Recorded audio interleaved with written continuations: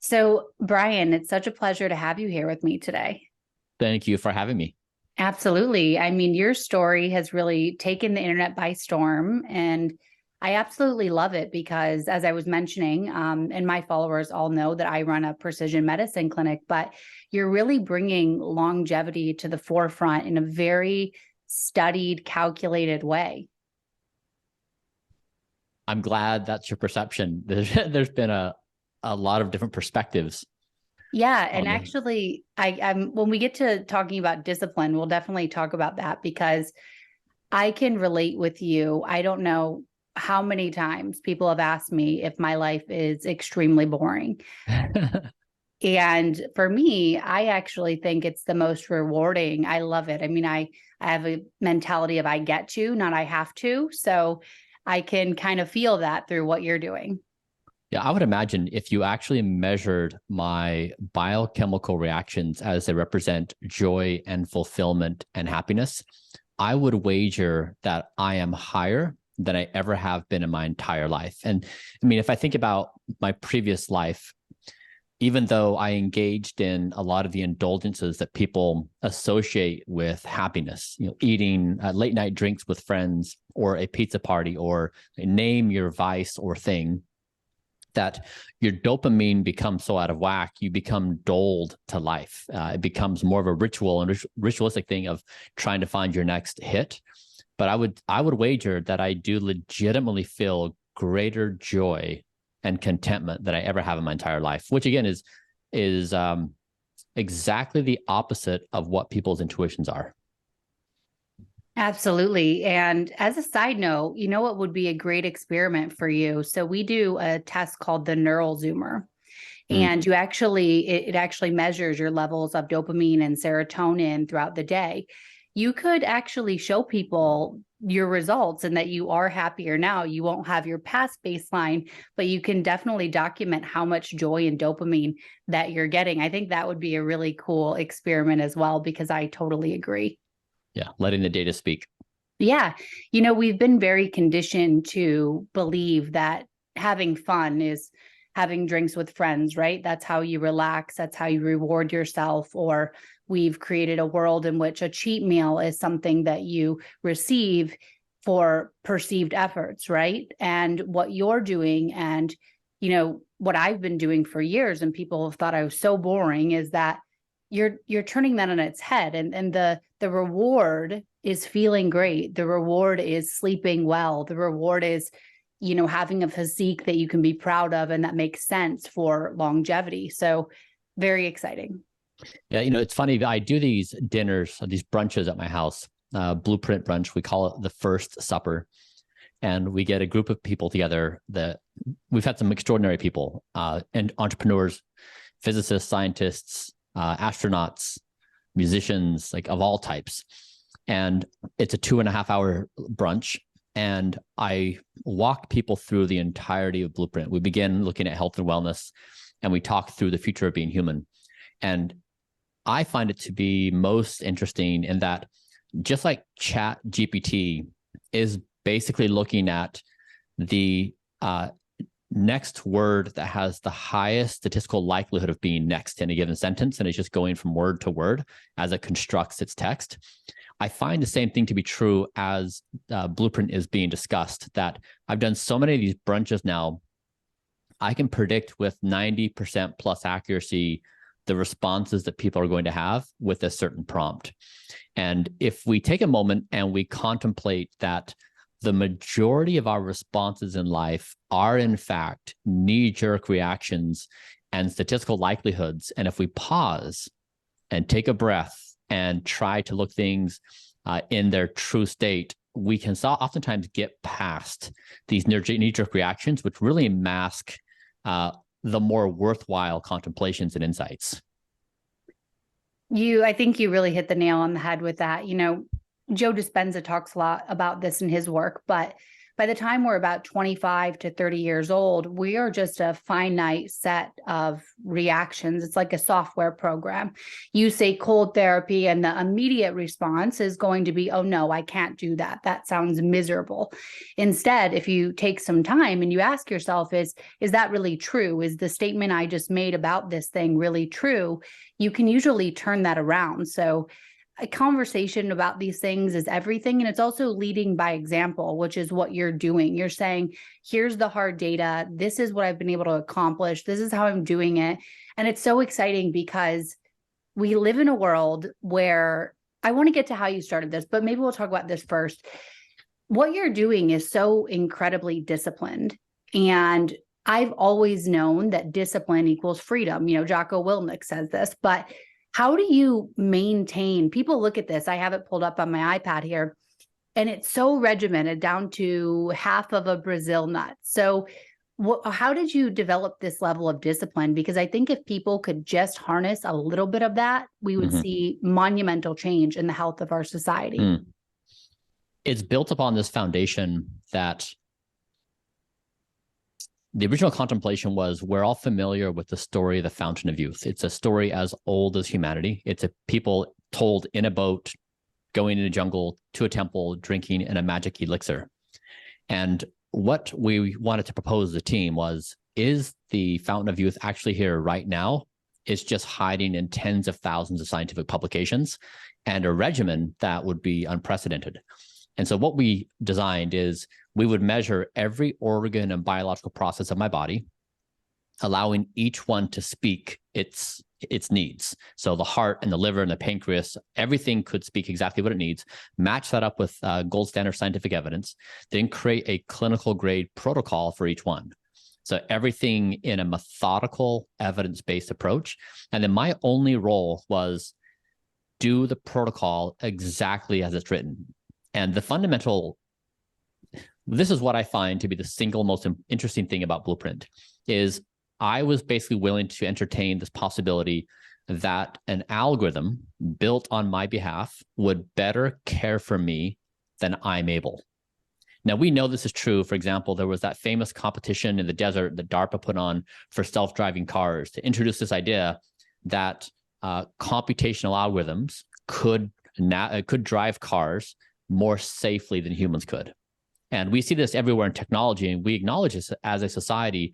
When algorithms exceed our abilities to do a given thing, we like them to do it because they're safer and more efficient. And so this is the same is true for Blueprint, is a system better cares for me than I can. And it's possibly the first demonstration in history that we just crossed this threshold. And I think it has some pretty significant ramifications of what it means for us to be a human going forward. Absolutely. So you gathered the data, you trusted who put it together, and then you just execute no matter what. No matter what. And to your point on the discipline, I find this to be the most rewarding thing I could ever do. I mean, I'm really motivated. I grew up on biographies. I've read hundreds of biographies, and I admire immensely people who in their time and place, no matter what age they lived, when they surveyed the landscape of possibilities, they tried to identify the singular thing that they could do in their lifetime that was seemingly impossible. And the frame I think most captures this is, talent hits the target no one else can. Genius hits the target no one else can see. And right now in the early 21st century, I think the point on the horizon, the genius spot for us to hit is, can we actually arrest aging? Can we slow aging down and then reverse its effects, fundamentally changing our relationship with time? And two, can systems run our health, run our bodies and our minds, the wellness of these things better than we can? And if that's the case, it's not a loss. It's not something that we need to mourn and feel bad about. It means we can play even more exciting and majestic games. There's this nice quote from Alfred North Whitehead. He said, civilization advances by the number of important operations that can be done without thinking about them. And this is true for humans, that we oftentimes see the world through a frame of loss. But what if we all maintained ideal health and that was just status quo, and we were able to reorient our attention towards more majestic things?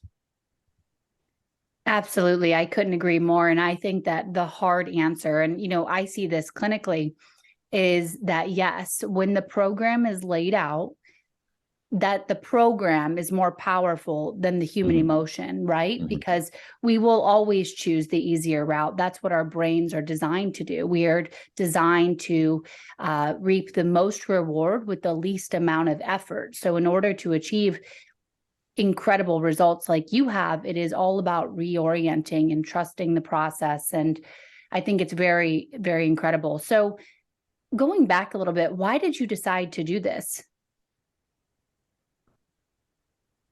As a species, we face some formidable challenges.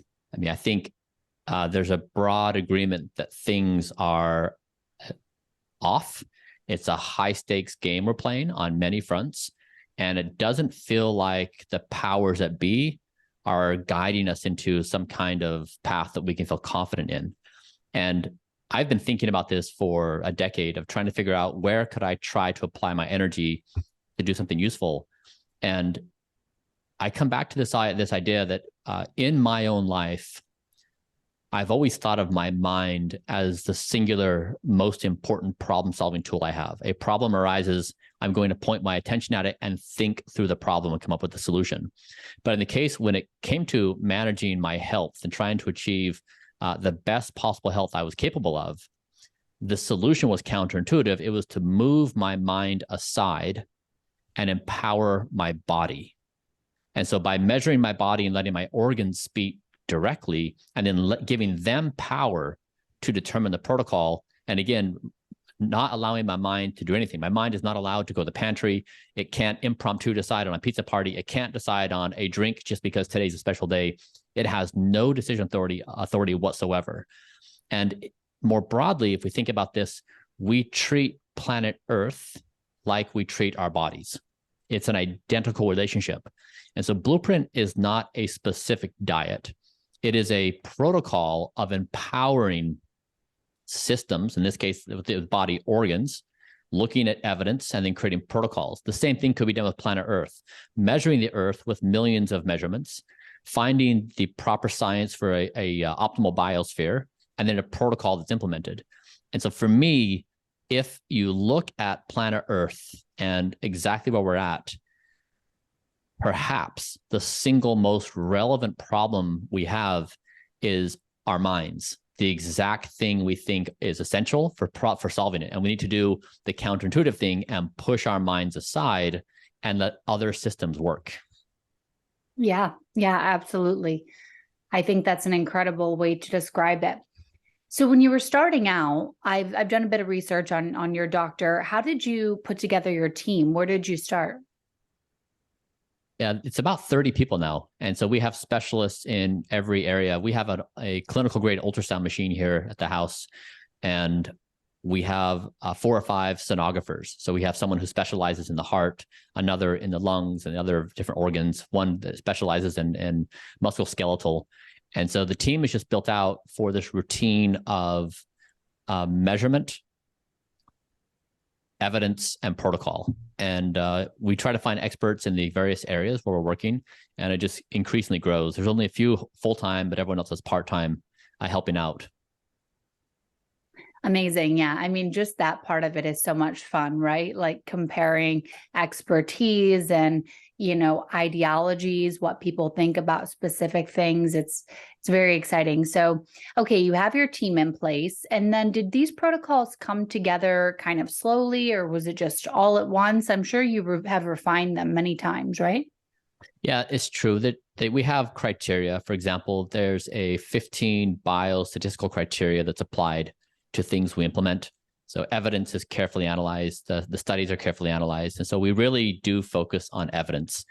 If there's not evidence to support the endeavor, we typically don't do it. And if there's evidence we think that is emergent and has good statistical properties, we're willing to play with it. But we really try to everything based on evidence and then everything based on data. If we can't measure something, we don't do it. And how often are you doing these measurements? Each one is different. Like, for example, I measure my core body temperature daily, and then weight, body fat, muscle mass daily. Whole body MRI is annually. We typically do whole body ultrasound every quarter. DNA methylation is monthly on speed of aging. So everything has its own frequency, and we're refining each one as we get more data. The frequencies are refined. Amazing. Yeah, I get a full body MRI once a year too.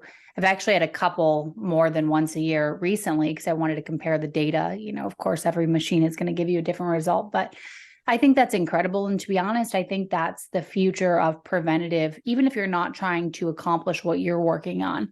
You know, preventative and these diagnostics are incredible tools to catch things way before, they really become an issue. So I think that's amazing. To be clear, on the full body MRI, we are trying to image every organ of the body. So we do a full body MRI as like a basic, but then we're also doing each organ. And so, for example, we found that we just completed the thymus for the first time. And so getting a high quality image of the thymus to age it, to work on rejuvenation was very hard. We had to write our own protocol. We had to find a specific MRI. We had to get the proper technician to do it. So this whole body MRI, getting every organ, attempting to do every organ has been an enormous amount of work. Absolutely. I'm not sure anyone's ever done it before. I know it sounds like you have something really special over there. Maybe you'll have to let people come and get it done. I'm sure probably not, but it would be fun. It's a lot of time in the MRI. Yeah. Oh, I can imagine. Yeah. Usually I spend 60 to 90 minutes in there. Is it longer than that? Oh yeah. This is tens of hours a year. Oh my goodness. Wow. Well, incredible data that you're getting there. So when you first put together your protocol, what were maybe like the top 5 things that you were most surprised about their efficacy, or you felt like were working the best? Because you have a lot of different things on that list from, of course, like NMN and spermidine and all these amazing. Are there like 3 to 5 things that you were most excited about initially? Yeah. I guess there's a bit of humor. Oftentimes, being human is very hard. We all know this. And when these topics come up, people's first intuitions are often to debate, do you want to take NR or NMN? And that question is posed while eating a bag of Cheetos. And that's so true. And a lot of people, will acknowledge that about themselves, and it's funny. And so really, I think before you even get to these more granular debates of this and that supplement, and do you cook your food this or that way, the primary check you can do is how much self-destructive harm are you engaging on a daily basis? Like, how many bad things are you doing to yourself? Like wrong kinds of food, too much food, smoking, drinking, other abuses, staying up too late, too much social media, all the things we all know are not conducive to being our best selves that we do for a variety of reasons. And so the number one I would say the number one most powerful thing anybody can do is to try to identify a singular self-destructive behavior you engage in a daily basis, identify who that version of you is, give them a name, identify all the arguments they use to get you to do those things, the emotions you feel after participating in, and try to arrest that. You just get one baby step win that you have control over these versions of yourself that do that. I think once you start making progress on the self-destructive behavior, you can baby step into these other areas, but it's very hard to make good progress if you can't get the basics done of lowering the amount of self-destructive behavior you engage in. Absolutely. And I see that in clinic all the time. People hear, oh, I heard about spermidine, or I heard about this longevity supplement. Let's do methylene blue. That's all amazing. But if the foundation is broken, if you're, staying up late, binging on junk food, or you're sitting on the couch all day, like a workout is not moving from the couch to the refrigerator. That's not adequate movement, You absolutely have to address the basics and the core pillars of health first. I completely agree with that. And I think it's a really good point to make, because I'm sure a lot of people, and it's funny, a lot of patients and friends have actually sent me your website, just knowing how into this I am. And they get excited about it, but it's you have to walk before you can run. Really, really good point. But for you now, where you're at, so say that you have all the bases covered, and I know everything is really bio-individual and tailored to your own needs, but some of the more, unique and upcoming supplements, what would you say are some of the most intriguing to you?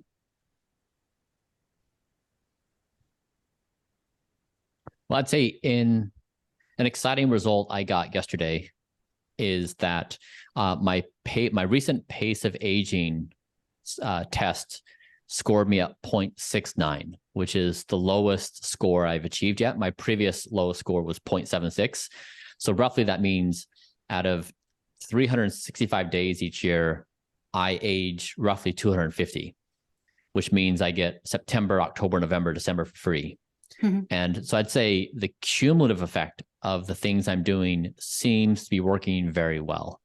And that consists of a caloric restricted diet, trying to achieve optimal nutrition. So I take 100 pills a day, which is clearly way too many for almost everybody.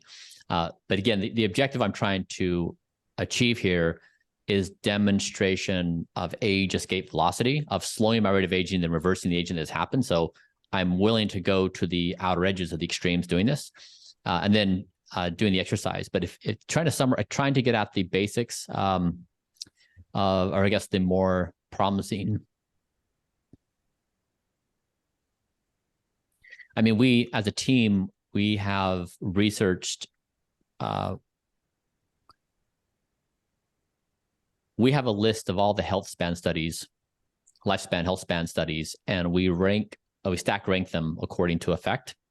And of course, there's nuances in each one. And so we've tried to add the highest value things. So that probably includes metformin, carbose, rapamycin,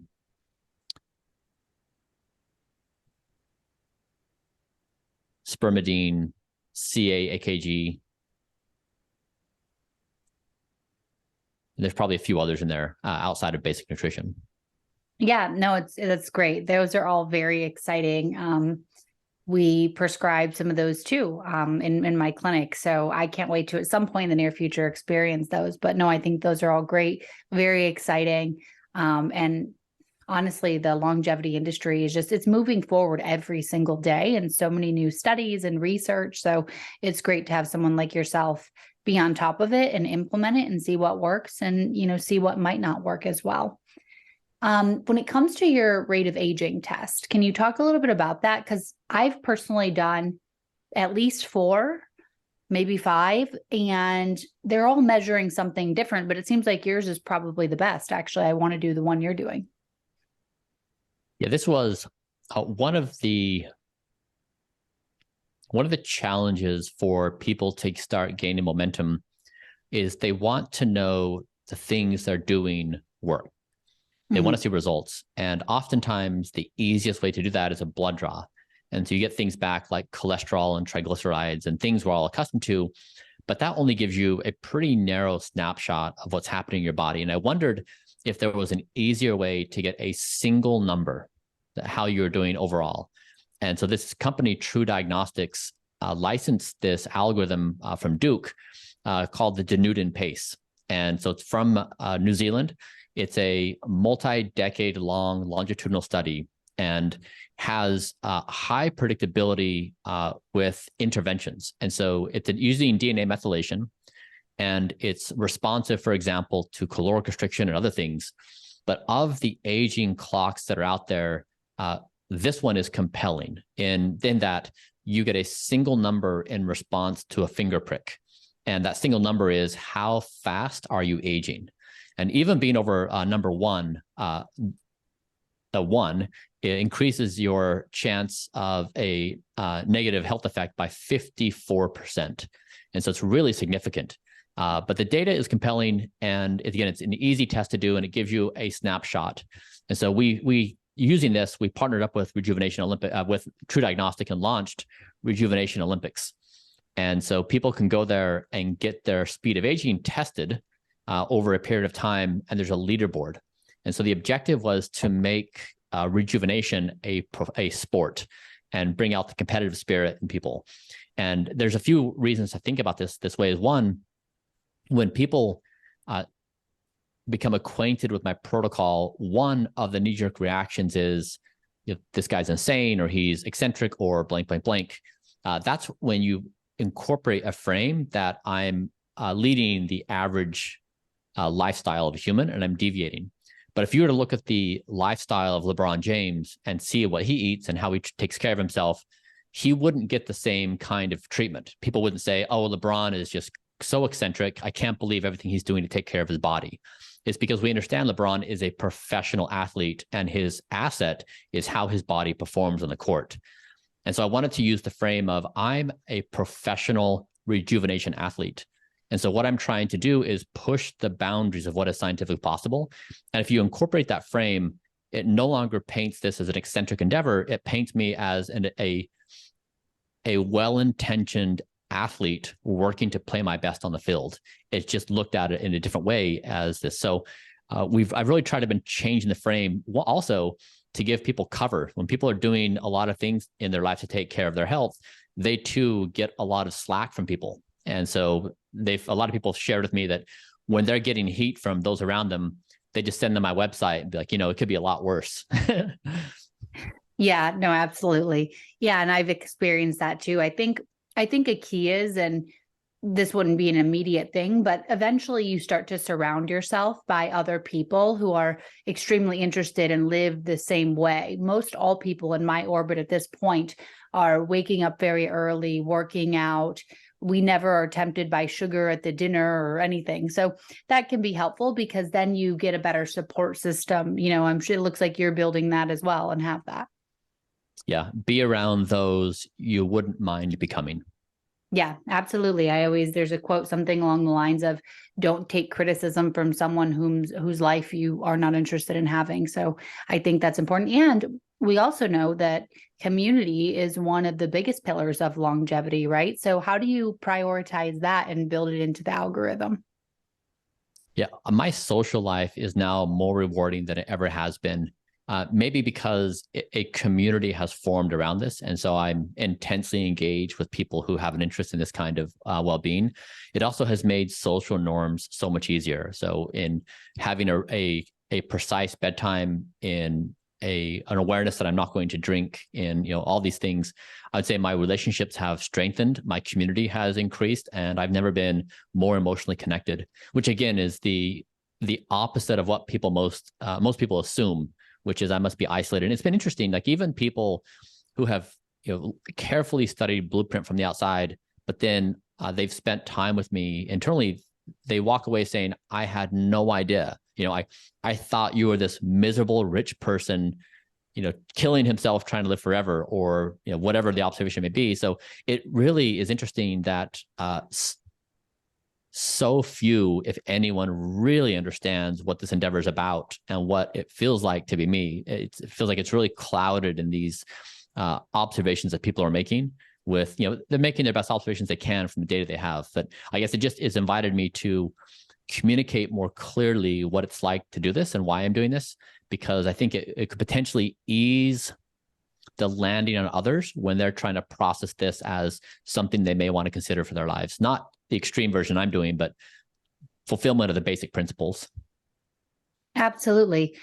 What people, I think, fail to recognize in our society currently is that accountability brings immense pleasure and immense reward. And as I mentioned earlier, discipline equals freedom. And I feel the exact same way. But I can also very much so relate. I've had this clinic for 2.5 years. And then prior, I've been in the, we'll say biology upgrading industry since I was about 20. So I got a really big head start, but I've always felt kind of odd for that for a while until I started to build a community online. And everyone now feels the same way. So I'm very happy for you. And I think that I can relate as to how much joy it brings, because you have such a satisfaction, self-satisfaction from accomplishing your goals. And when your health improves, health is the basis for all happiness in life, right?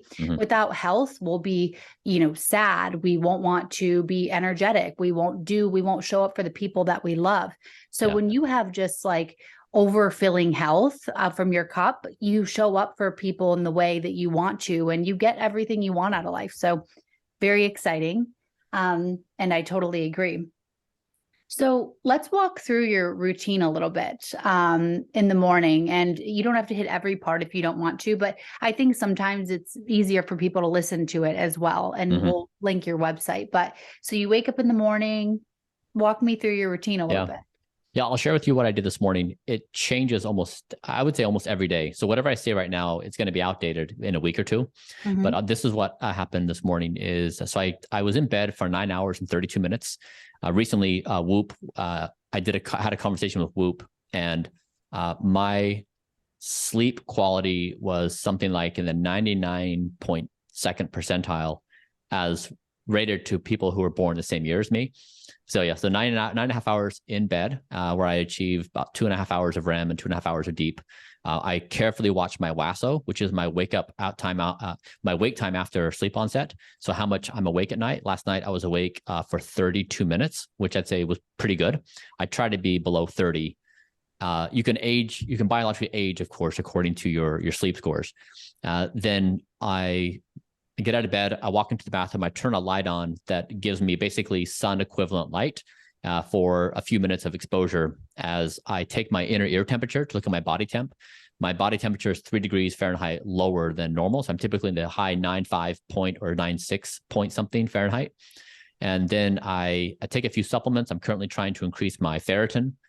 So I take 3 supplements. I then go downstairs. I drink what I call the Green Giant, which is spermidine, collagen peptides, cinnamon, creatine. I think that's it. And I take 54 pills.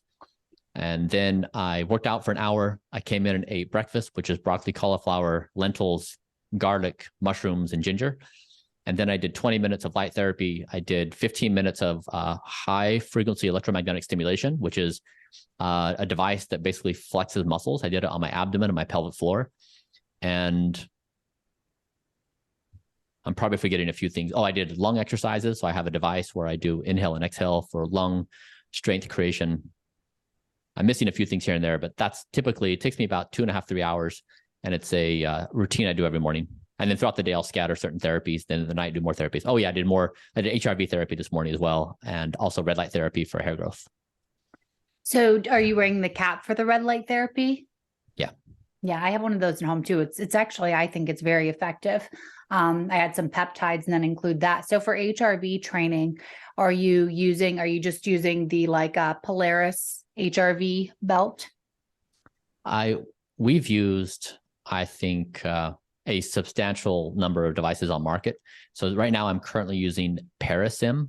So it just attaches to your left tragus, and do an hour a day. And I've tried Sensate. I've done the Elite HRV.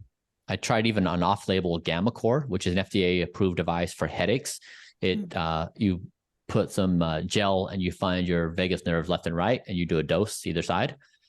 We tried that for off-label use of trying to improve HRV.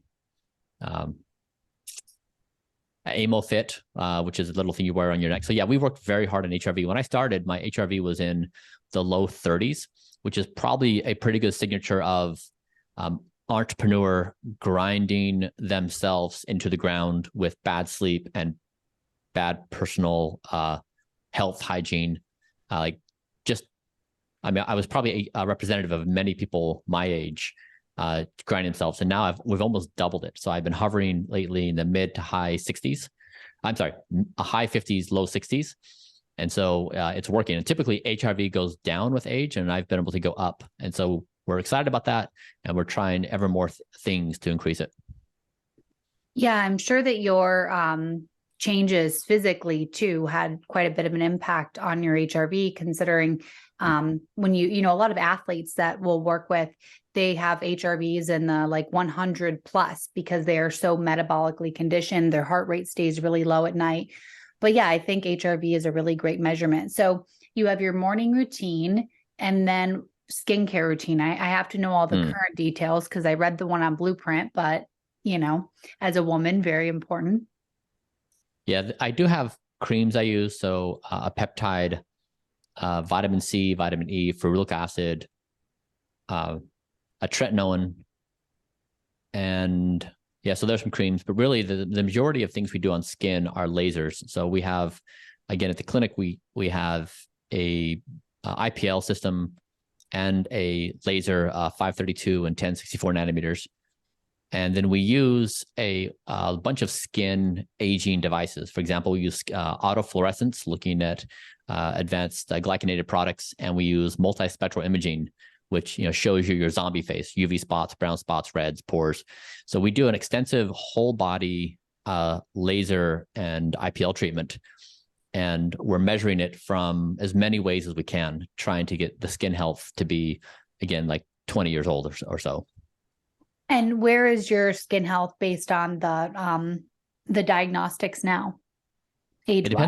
It depends on the region, but skin health, for example, in the face is roughly 28, which is down, I believe, 20 or so years from when I started.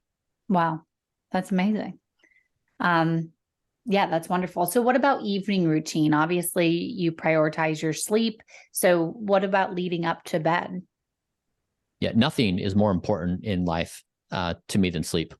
If sleep is right, life is right. And you can typically manage all things that come your way if you're getting appropriate sleep. So I typically allocate around 90 minutes from the time I arrive home from meetings or work or whatever the case may be to do my routine and wind down. And so I do a face routine, teeth. I'm very happy about my oral health. I dramatically reversed age of my gums. 24 years. I had a lot of detachment and loss, and we worked very hard on that. And my plaque index is also lower than my dentist's and my son.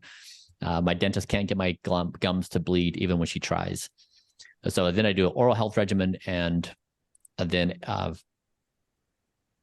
I stretch, read, hang out with my son. We talk about the day's events, and we just try to relax for the hour before.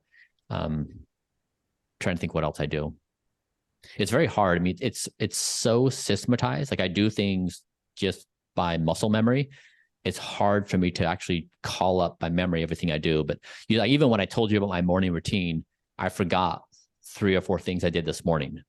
Yeah. And so this has been the whole thing, is I've had to, in order for us to try to push the boundaries of what's possible with today's science, I've had to implement these protocols with precision and get muscle memory to do it for me.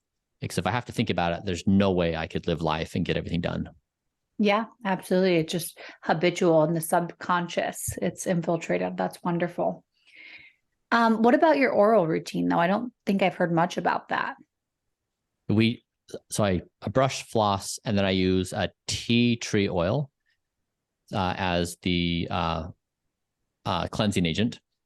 And then for rejuvenation, we did this procedure. I have it on the Blueprint website, where with attachment loss, so gums that start falling away from the teeth and start to recede, you want them to be high and strongly attached to the tooth. And so we did a combination of, we did PRP plus Emdogain plus I'm forgetting now one other thing, and it dramatically improved my attachment loss and recession, getting me back to, I think, an average of 1.5 millimeters of across my entire mouth. So we want to do a few more, but yeah, I mean, my scores are now substantially better, and in many places are aged out to be like a teenager. That's amazing. I think oral health is something that's often overlooked. We know the link between cardiovascular disease, but also, the brain and the teeth are directly connected through nerves. So any of that plaque buildup or gingivitis can lead to some pretty serious health concerns. So I've been seeing a biological dentist, and if anyone has the access to one, I would highly recommend it, because it will change everything. When you look at the mouth as more than just teeth and white for aesthetic reasons, but understand that it plays such an important role in overall health. Also, one of the relevant thing about that oral health I'll mention is that I had a crown put on. First time I've ever had that experience, I guess 2 years ago. And the material Palladium was used. And a test we did a month or two later showed I had extremely high levels of palladium toxicity, and it was from this crown. And I had been getting blurry vision and headaches, and we couldn't quite figure out what was happening, but we traced it back to the crown. And so we had that removed. But palladium is used commonplace in the world today. So many people have these palladium crowns, and it has very terrible effects in the body. And so this is part of the benefit of having the measurement routine we do, is we do catch a lot of things very fast, just because the routine is rigorously being measured all the time. So we found several things which were unexpected just by our normal routine course of measurement. Yeah, absolutely. We do a lot of heavy metal, mold, and glyphosate testing here. And this is very common, actually. Someone receives dental work, heavy metals are often used, and then those heavy metals continue to leach in to the body. And we actually know that heavy metal exposure is one of the very big cause of potentially developing Alzheimer's and brain dysfunction. So yeah, very important. And a biological dentist, which I'm sure you work with now, will remove those in a very safe way and then put something a bit safer into the mouth. So yeah, I think, diagnostics, it's really difficult for people to improve if you don't know where you're starting. So all of these things are so important. I mean, so many people have mold exposure. I'm sure. I don't think I've read much on like your home purification, but I'm sure it's very intense. Like I'm sure like reverse osmosis water throughout the home and HEPA air filters. You're doing all that, I'm assuming, yeah? We monitor environment very carefully, yes. Yeah. So, and it's just another thing that unfortunately is not really a well-known fact, but mold, exposure, for example, can really wreak havoc on the body. So you have to have those things tested, but very exciting. So what would you say is coming down the line for the future? I mean, what about hyperbaric oxygen therapy, stem cell therapy, some of these things? I'm curious of your thoughts on them. Mm-hmm. The most exciting parts of Blueprint are yet to come. And so this first phase was about, really basic things. Like it was getting me to have zero self-harm. And so for the very first time in my entire life, ever, I do not commit any self-harm, which is an unbelievable thing. I never would have imagined I could get myself to a place where I wouldn't eat bad food or too much food or cheat or have this and do that or stay up too late. I just don't. And it's the most liberating thing I've ever experienced. And then the objective was really to get my pace of aging as slow as possible. And so a 0.69 puts me at a really great starting place for what we've been able to accomplish. This next phase is about reversing the aging damage that has happened. And so the majority of money that we spend is on researching these level 3 therapies and preparing them. So we're doing a few things that we haven't disclosed publicly because we're still assessing, that I've implemented. We're still assessing the safety and measurement efficacy of my protocol before we put these out publicly. But we've done some fun stuff for rejuvenation of some of the organs. But I'd say this is really where I think it might get interesting. Slowing one's speed of aging is one thing. Reversing aging damage that has happened is an entirely different thing. And when you start pushing on aging from both sides, then it gets interesting. Then you say, how close are we to reaching age escape velocity? Is it possible to basically be zero, where you don't age at all? We're not going to stop pace of aging because you'd have to take on entropy as a force, but you can slow it and you then can reverse it. And so I'd say, yeah, the most exciting bits are on the horizon with the many things we're focused on. Yeah, absolutely. There's someone that I'll definitely have to connect you with.